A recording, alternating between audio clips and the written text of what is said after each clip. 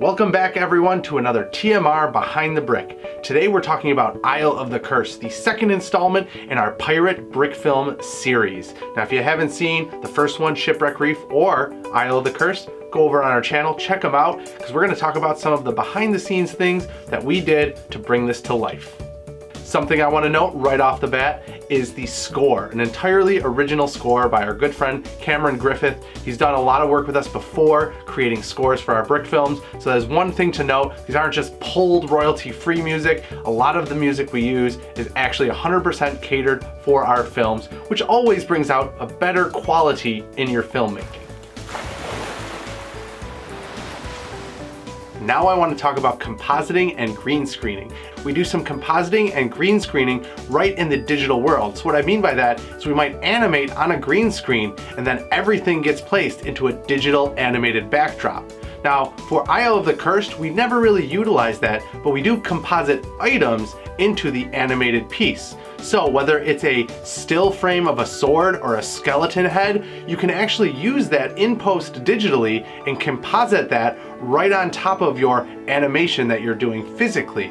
So one thing you have to kind of plan for while you're doing that is the action of the composite. So you have to time out those frames, 24 frames per second, so you know the timing of which that composited digital element will happen right on screen. Some of you out there might want to create your own brick films. Go for it. Just dive right in, grab a set that you might have, and start creating with it. You can use your phone, get a simple stop motion app, and you can dive right in, as I said. Now, some tips I'll give you right here, right now in the Behind the Brick to get started is, of course, storyline. One thing I like to use is a 10 bullet point structure, which is like the parts that would make up your story, from character, setting, plot, point of view, personification, climax, conflict, then resolution, theme, and symbolism. Using those 10 key facts, you can create great stories. I'll go into those later on another video, but for now, I'm going to talk about the brick films some more.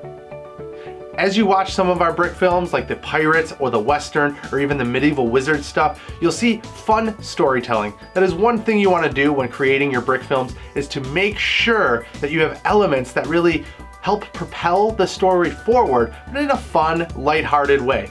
For instance, using like almost a Rube Goldberg type of idea, where it's this mechanism machine where one action is creating another action. I've said it before in these Behind the Bricks. You want to have action and reaction. So one thing is happening to create the next instant to help propel that visual story. Because with brick films, you're not necessarily using dialogue to drive your story, but the action itself. So make sure your action is really compelling and helps drive the story forward and catches the eye of your viewer.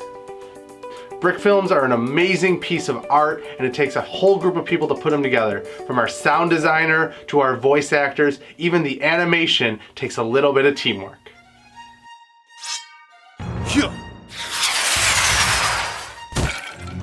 That's going to wrap up this segment of Behind the Brick, Isle of the Cursed. If you want to check out our other brick films, again, check it out right here on TMR Studios. If you want to see more going forward, we have all kinds of tutorials we're going to be posting, as well as other Behind the Bricks stop motion builds of some of the sets we use in these films, and just a ton of fun filmmaking stuff, as well as techniques you can do to create your own films. I'm Rian Lehman. Thanks for stopping by this segment of Behind the Brick. We'll see you in pictures.